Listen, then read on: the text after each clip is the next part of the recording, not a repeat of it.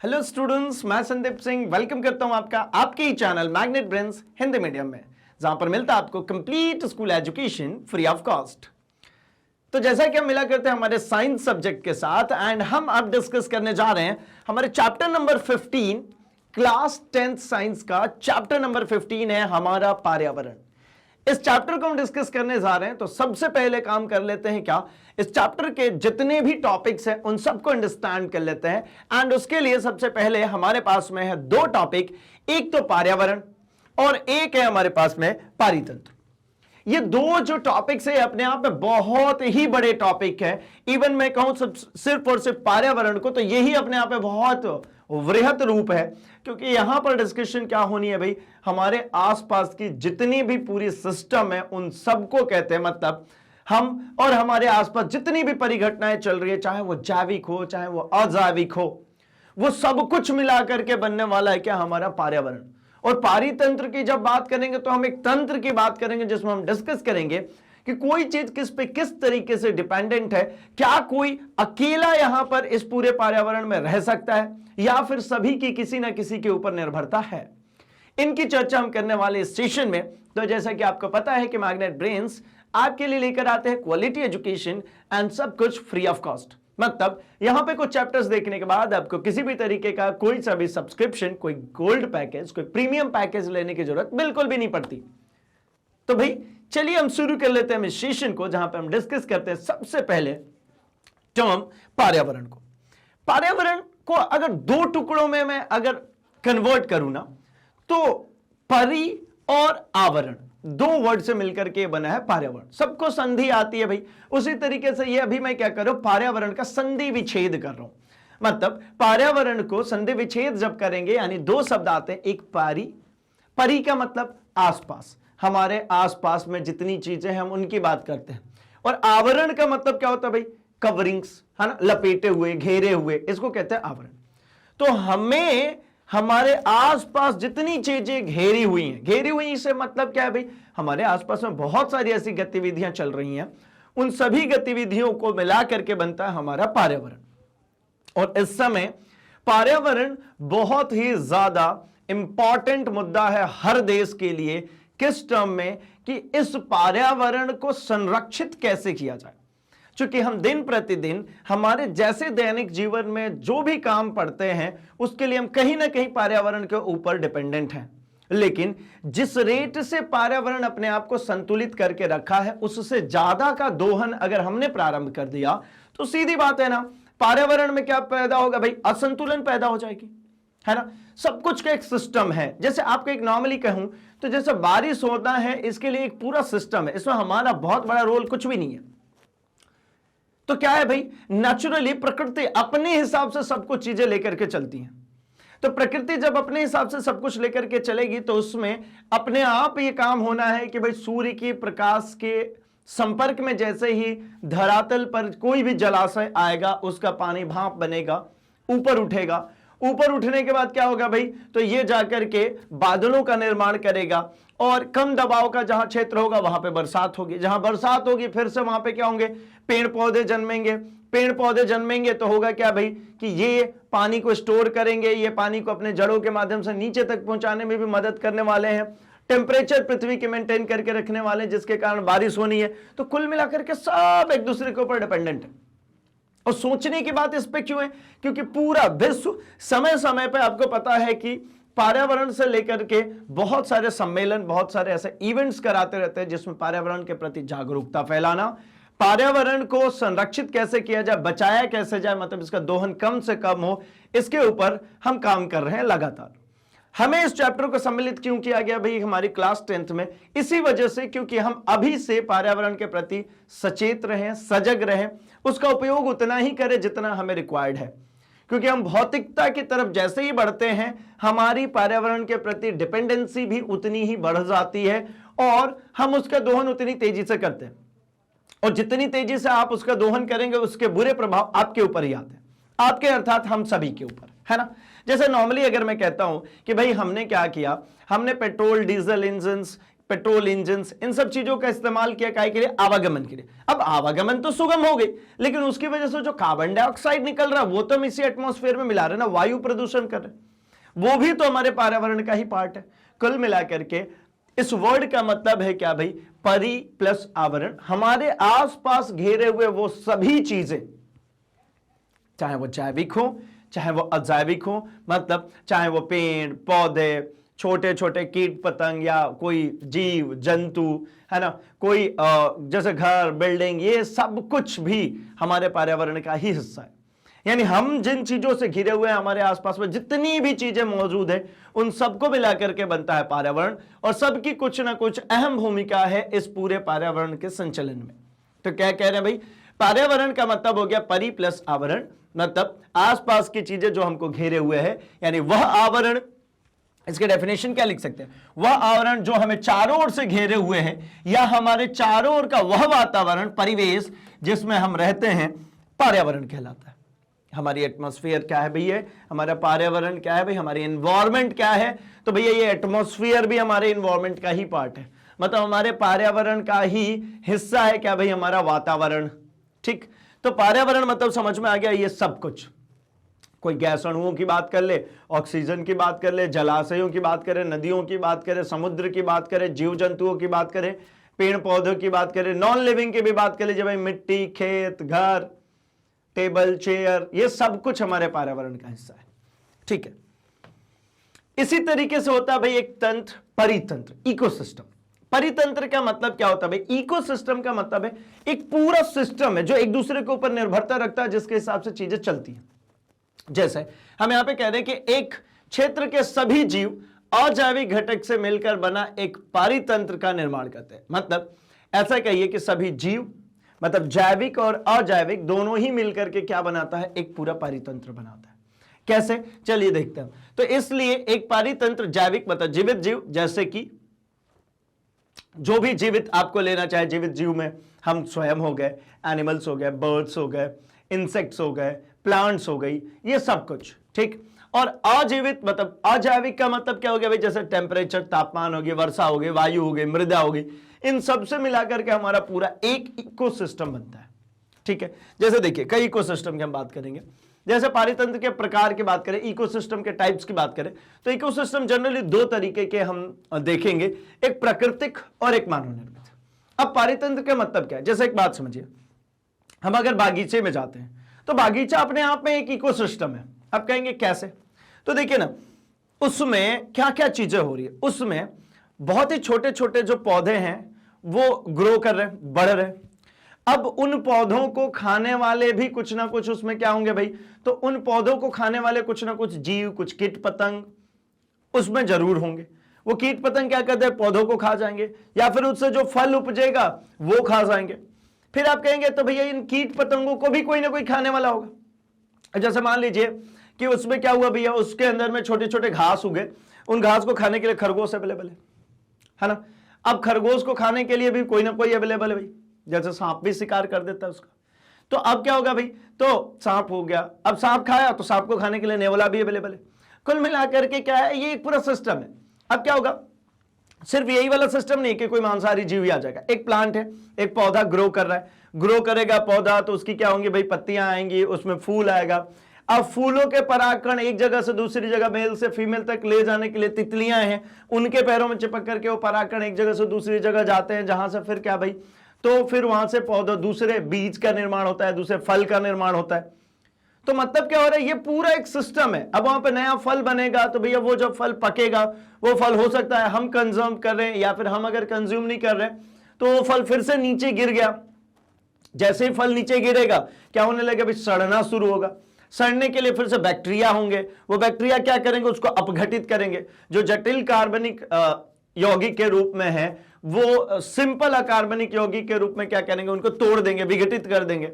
अब सड़ने के बाद जब विघटन हो जाता है, टूट गया, खत्म हो गया, सड़ता है तो स्मेल भी आता है आपको, मतलब कुछ गैस के फॉर्म में रिलीज हो गया, कुछ मिट्टी में मिलने लायक फॉर्म बन गया। तो मतलब ये जो विषाणु जीवाणु जो हैं, इसको क्या करते हैं भाई, इसको तोड़ते हैं छोटे छोटे फॉर्म में। अब तोड़ने के बाद कीड़े लगने का मतलब क्या है, कीड़े लग गए उसके अंदर, इसका सीधा मतलब है कि उसको छोटे छोटे टुकड़ों में तोड़ दिया, उसके बेसिक अवयवों में उसको तोड़ दिया। अब बेसिक अवयव में टूट गया तो क्या होगा भाई, मिट्टी में जाके मिक्स हो जाएगा। अब वो जो भी फ्रूट्स जो भी सड़े थे वो जाके मिट्टी में मिक्स हो गया। अब क्या होगा, तो फिर से मिट्टी में जो नया पौधा ग्रो करेगा उनके लिए ये सारे मिनरल्स के रूप में काम आएंगे और नए पौधे को क्या करेंगे, बढ़ावा देंगे। तभी तो कहते हैं ना, ये पेड़ पौधे की जो पत्तियां हैं वो सड़ा दे तो उससे उर्वरक बनता है, खाद बनती है। मतलब वो सड़ गया, मिट्टी में मिल गया तो मिट्टी और उपजाऊ हो गई, फिर से नया पौधा जमेगा। अब इस बागीचे को जरूरी नहीं है ना कि उसको एक जलीय जीव चाहिए, मतलब समुद्र की मछली भी इस पारिस्थितिकी तंत्र में, या फिर मैं कहता हूं समुद्र की मछली इस इकोसिस्टम में चाहिए, बागीचे के इकोसिस्टम में नहीं चाहिए भाई। अगर समुद्र की बात करें तो समुद्र अपने आप में इकोसिस्टम, वहां बागीचा नहीं चाहिए। मतलब समुद्र में क्या होगा भाई, शैवाल होंगे, ठीक है, उन शैवालों को खाने वाले कोई इंसेक्ट्स, कोई क्या कह सकते हैं, कोई मछली होगी ऐसा कह लेते हैं।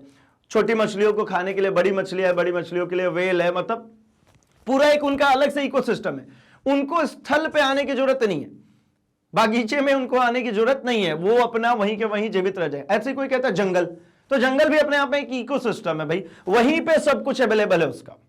इकोसिस्टम का मतलब आपको समझ में आ गया कि एक ऐसा सिस्टम जिसके छोटे से छोटे पार्ट का ऊपर तक, मतलब बड़े से बड़े पार्ट तक में जाना, वापस से विघटित होकर के उन्हीं छोटे पार्ट्स में कन्वर्ट हो जाना, ये पूरा पारिस्थितिक, पूरा ये इकोसिस्टम है, पूरा पारितंत्र है। तो ये दो तरीके के, एक प्राकृतिक और एक मैनमेड, जो एक हम बनाते हैं और एक क्या है भाई, जो प्राकृतिक खुद से बनी हुई। जैसे हम बात करते हैं जंगल, समुद्र, झील, ये हमने नहीं बनाया।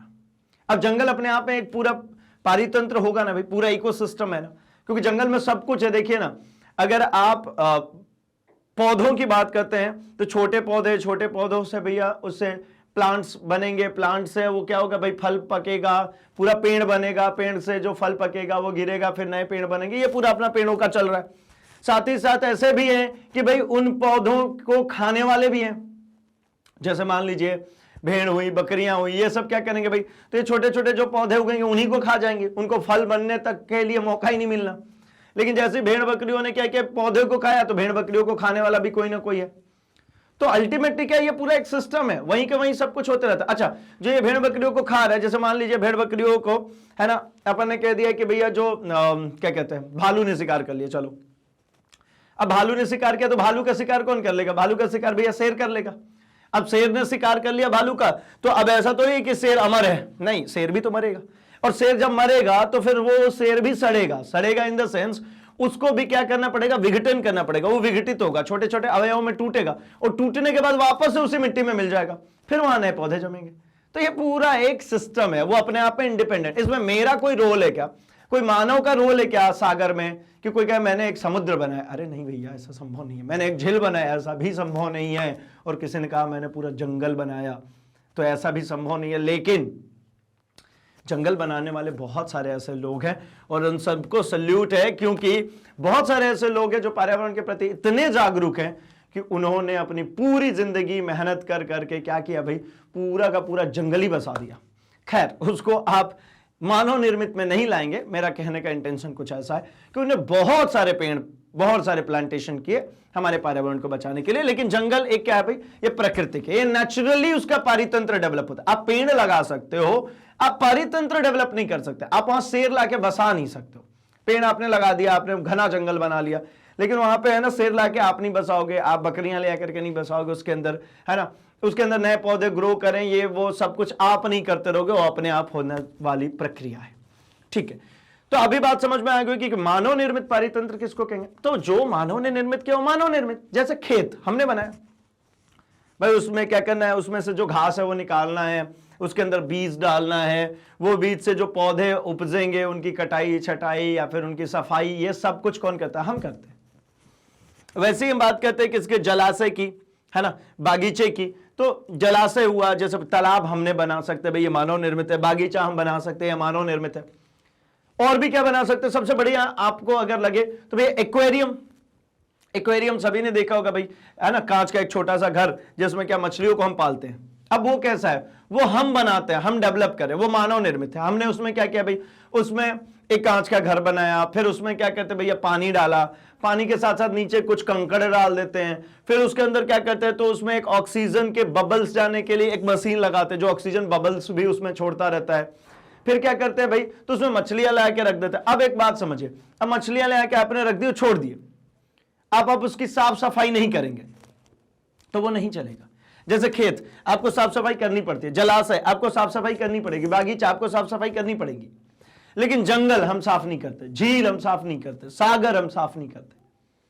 लेकिन ऐसा भी नहीं है कि इसमें इतनी गंदगियां हम मचा सकते हैं, है ना, दिक्कतें होती हैं, लेकिन हम साफ नहीं करते। इन द सेंस ऐसा कहने का मतलब है जो मानव निर्मित है उसको फ्रिक्वेंटली आपको सफाई करनी पड़ती है। अब क्या करें भाई, तो मैं एक काम कर सकता हूं कि मैंने एक्वेरियम छोटा सा बनाया, सब प्लास्टिक फाइबर की सारी चीजें यूज की रही थी, मछलियां छोड़ के, है ना, मछलियां ओरिजिनल डाली थी। अब हम एक काम कर सकते हैं कि उसमें जो प्लास्टिक और फाइबर की चीजें जो इस्तेमाल कर रहे थे, अब थोड़ा बड़ा एक्वेरियम बनाते हैं। समटाइम्स आपने देखा होगा, एंड मुझे तो बड़ा ही पसंद है भाई, है ना, कौन से वाले, जो रियल बेस्ड होते हैं और ऐसे मिलते हैं एक्वेरियम। आप देख सकते हैं क्या करते हैं, थोड़ा बड़ा एक्वेरियम होता है, उसके अंदर कुछ ऐसे प्लांट्स हैं जिनके सीड्स डाल दिए जाते हैं और मिट्टी डली होती है नीचे की तरफ, उसमें कुछ सीड्स डाल दिए जाते हैं, वो बीज से क्या होता है, वो पौधे ग्रो करते हैं, एक्चुअल में पौधे होते हैं, वो वास्तविक पौधे होते हैं। उनमें जब मछलियों को पालते हैं तो कंपैरेटिवली सफाई करने का जिम्मा जो है ना थोड़ा सा कम हो जाता है, जो कि हम है ना आर्टिफिशियल सब पेड़ पौधे लगाए थे उसके कंपैरिजन में। क्योंकि क्या हुआ, उसमें नेचुरल सिस्टम बन गया, मतलब प्राकृतिक सिस्टम बन गए, प्राकृतिक इकोसिस्टम बन गए। भले आपने कहा कि एक्वेरियम तो मैंने रखा था, लेकिन उसके इंटरनली जो इकोसिस्टम डेवलप हुई वो खुद से हो गई। मतलब वो पौधे ऑक्सीजन खुद ही रिलीज कर रहे होंगे पानी के अंदर, आपको अलग से मशीन लगाने की जरूरत नहीं है। गंदगियां जो हो रही होंगी वो मिट्टी में जाकर के दोबारा डिके होकर के, विघटित होकर के मिल जा रही होंगी। मतलब उन मिट्टी जो नीचे मिट्टी डाली थी वास्तव में पौधों को जमने के लिए, उन मिट्टी को कभी आपको ऐसा रगड़ के साफ नहीं करना, जबकि पत्थर डाले थे हमने आर्टिफिशियल, उसमें हमको साफ करना पड़ रहा था, यहां पर नहीं करना पड़ रहा। तो कुल मिलाकर के आपको बात समझ में आ रहा है कि नेचुरल इकोसिस्टम मतलब खुद से जो अपने आप को डेवलप कर रहा है, अपने आप की चीजें सब कुछ अपने आप से चला रहा है। और जो मानव निर्मित है उस पारितंत्र में हमें क्या करना पड़ता है, हमें हर बार हेल्प करनी पड़ती है, हमें हर बार इंटरफेयर करनी पड़ती है, हमें उसको पूरे सिस्टम को चलाने में कहीं ना कहीं मेरा रोल होता है। खेत नहीं उपजेगा अगर किसान काम नहीं करेगा, उसको खेत को साफ करना, नई बीज लगाना, उसमें उर्वरक डालना, ये सब कुछ उसको खुद डेवलप करना पड़ता है। लेकिन जंगल में पेड़ अपने आप लगते हैं, अपने आप उगेंगे और अपने आप क्या होंगे भाई, मरेंगे भी। जरूरी नहीं है कि सिर्फ नए पेड़ उगेंगे, मरेंगे भी पुराने पेड़। चलिए, तो ये पूरी बात समझ में आ गई होगी कि पारितंत्र मतलब दो तरीके का, एक मैनमेड और एक नेचुरल। नेचुरल जो है, प्राकृतिक जो है, उसमें हमारा कोई रोल नहीं है, और जो मैनमेड है वो पूरा सर्वे सर्वा हमारा कहीं ना कहीं इनपुट्स देनी पड़ेगी। चलिए आगे की तरफ बात करूं तो इसके दो घटक थे। ये जितनी भी हमने पारितंत्र की बात करी इसमें दो घटक है, एक जैविक और एक अजैविक। जैविक का मतलब क्या है भाई, जो जीवित है, जो लिविंग है, और अजैविक जो कि जीवित नहीं है। जैसे मान लीजिए मैं बात करता हूं मिट्टी, जो हमने कृत्रिम वाले में ही बात करता हूं थोड़ा सा, मैंने जो एक्वेरियम बनाया उसमें क्या डाला था, मिट्टी डाला था, वो अजैविक है। एयर बबल्स उसके अंदर होने चाहिए, वो अजैविक पार्ट है। जैविक क्या है भाई, तो मैंने वास्तव में पौधे लगा दिए उसमें, वो जैविक था। मछलियां उसमें वास्तव में डली हैं, वो जैविक हैं। ठीक है, तो दो तरीके के प्राकृतिक पारितंत्र के घटक हैं, एक है भैया जैविक और एक है अजैविक। अजैविक मतलब जो जीवित नहीं है, जैविक जो जीवित है। और आपको पता है पूरा सिस्टम चलाने के लिए जीवित और अजीवित दोनों ही लोग लगेंगे। जैसे बारिश नहीं होगा, अब बारिश जीवित थोड़ी है, अजैविक पार्ट है, लेकिन बिना बारिश के हमारा प्राकृतिक इकोसिस्टम नहीं चल सकता। तो मतलब अजैविक का उतना ही रोल है जितना जैविक का। अब जैविक का रोल क्या होगा भाई, तो जैविक पार्ट्स नहीं होंगे तो इस सिस्टम को चलाएगा कौन। और एक और पॉइंट है, जब हम इसको खाद्य श्रृंखला में जाकर के पढ़ेंगे तो हम देखेंगे कि ये जो जैविक घटक होते हैं और जो रूट लेवल पे जो नीचे की तरफ होते हैं उनकी संख्या ज्यादा होती है। जैसे कीट पतंगों की संख्या ज्यादा होगी, उसके कंपैरिजन में सांपों की संख्या कम होगी। अब खाएंगे किसको, कीट पतंग को। या चिड़िया है, चिड़िया की संख्या कंपैरेटिवली किसे, उस कीट पतंग से कैसी होगी, कम होगी। तो कुल मिलाकर के ऐसा है कि ये सब पार्ट हैं और सबकी मात्राएं भी फिक्स है कि कौन कितने मात्रा मिलेगा। किसी की भी अधिकता हो जाएगी, पूरा पारितंत्र गड़बड़ हो जाएगा। अगर किसी जगह पे सांपों की संख्या ज्यादा हो जाए तो सीधी बात है वहां पे खाने की कमी हो जाएगी, भाई छोटे कीट पतंग तो मिलेंगे नहीं, वो सब साफ कर देंगे। और जैसे ही वो सब कीट पतंगों को साफ कर देंगे तो फिर वहां पे पूरा बैलेंसेस गड़बड़ हो गई। अब कीट पतंग साफ हो गए तो नए पौधे के जन्म होना, है ना, प्लांटेशन होना, ये सारी चीजों का काम करेगा कौन, भाई उन्हीं के जिम्मे था ये सब। ठीक है, कहीं पे इसी तरीके से अगर मान लीजिए शेर ज्यादा हो गए तो क्या होगा, सारे जीव जंतुओं को मार के खा जाएंगे। अब सारे जीव जंतुओं को मार के खा जाएंगे, ठीक है, तो शेर कभी कीड़ों मकोड़ों का तो शिकार करेगा नहीं, तो पता लगा पूरे जंगल में कीड़े मकोड़े बहुत सारे बढ़ गए। तो इसलिए तो देखिए भाई, अजैविक घटक की अगर हम बात करते हैं तो अजैविक घटक क्या है भाई? प्रकृति के वह घटक जिनमें जीवन नहीं है, जो जीवित नहीं है किंतु जीवन को आधार प्रदान करती है, अजैविक घटक कहलाता। अजैविक घटक का रोल उतना है भाई, ये जीवन को क्या करते हैं? आधार प्रदान करिए, बेस प्रदान करिए, इसी के बेसिस पे जैविक जितने भी चीजें हैं वो चलेंगे, संचालित होंगी। जैसे देखिए ना, निर्जीव घटक कौन से? जैसे हवा, बिना हवा हम जीवित नहीं रह सकते, बिना पानी हम जीवित नहीं रह सकते, बिना भूमि बिना प्रकाश हम जिंदा रह ही नहीं सकते। तापमान आदि मिलाकर के अजैविक घटक बनाते हैं। सबके अपने अपने रोल है, आपको पता है। अगर एक पौधे को ग्रो करनी है तो सनलाइट चाहिए, सूर्य की रोशनी से ही वो क्लोरोफिल अगर प्रेजेंट हो तो प्रकाश संश्लेषण प्रक्रिया करके फूड निर्मित करता है, जिससे वो खुद को भी बड़ा करता है और वो स्टोर भी करता है अपने फूड को, और जो वो अपना फूड स्टोर कर रहा है उसी को फल के रूप में हम प्राप्त कर लेते हैं, हम तोड़ते हैं, हम उसका उपभोग कर लेते हैं। और हर बार एक रूप से दूसरे रूप जाते समय मात्र 10% ही मास ट्रांसफर हो पाता है, जैव मात्रा में बदल पाता है, बाकी सब वेस्ट है काइंड ऑफ। तो मतलब क्या समझ में आ रहा है यहाँ पे? हवा, पानी, भूमि, प्रकाश, तापमान, ये सब अजैविक हैं, लेकिन ये जीने के आधार हैं। बिना इसके जैविक घटक सरवाइव नहीं कर पाएंगे, बिना इसके कोई जिंदा नहीं रह सकता। हो सकता है किसी को इनमें से 2 चाहिए, हो सकता है किसी को इनमें से 3 चाहिए, हो सकता है इनमें से 4 चाहिए, लेकिन चाहिए। जैसे मैं मछलियों की बात करूंगा तो उनको भूमि नहीं चाहिए, लेकिन उनको पानी तो चाहिए। आप कहोगे हवा भी नहीं चाहिए, लेकिन मैं कहूंगा भैया पानी से ऑक्सीजन को वो क्या करते हैं? ऑक्सीजन को पानी से निकाल लेते हैं, और वही ऑक्सीजन एज अ ब्रीदिंग के लिए उनके बॉडी में यूज होती है। ठीक है, आगे देखते हैं। तो जैविक घटक की अगर हम बात करते हैं तो जैविक घटक मतलब वे घटक जिनमें जीवन है। जैसे सभी को पता है भाई, पशु पक्षी, जंतु, पेड़ पौधे, सूक्ष्म जीव, ये सभी सजीव घटक जैसे पौधे, जानवर, सूक्ष्म जीव, फफूंदी आदि मिलकर के जैविक घटक बनाते हैं। भाई इवन जो फफूंदी है ना, जो अब मैं कह लेता हूं क्या भाई, जो छोटे छोटे सूक्ष्म जीव हैं, जीवाणु, विषाणु, ये सब भी जैविक घटक हैं, और ये सब भी हमारे पारितंत्र के हिस्सा हैं, इनका होना जरूरी है। जैसे आपको पता है ईस्ट है ना, दही जमने के लिए भैया जरूरी है ना, अगर ईस्ट नहीं होगा दही नहीं जमेगी, खट्टापन नहीं होगा तो आपकी दही नहीं जमेगी। अब कहोगे भैया दही में तो कीड़ा पाया गया, तो भैया कीड़ा नहीं, वो जो ईस्ट पाया जा रहा है वो जैविक है, नो डाउट वो जैविक है, लेकिन बिना उसके पॉसिबल भी नहीं है। ठीक है ना, तो बिना उसके आप है ना दही को खट्टा कर नहीं सकते। इसी तरीके से भाई और भी बहुत सारी चीजें, जैसे फफूंदी की बात करें, और मैं एक नॉर्मली बात करता हूं, ये जो होते हैं ना जो जैविक, वो कई सारे ऐसे जैविक होते हैं जो किसी के ऊपर निर्भर करते हैं। जैसे मान लीजिए हम बात करते हैं किसकी, अगर हम बात करें तो मशरूम, लोग खाने में भी इस्तेमाल करते हैं। लोग एक तरीके का क्या है भाई, फफूंद है वो, ठीक है ना, वो क्या है एक तरीके से फफूंद, वो किसी और परजीवी है, वो किसी के और ऊपर डिपेंडेंट होता है, लेकिन हमारे वो भी इकोसिस्टम का पार्ट है।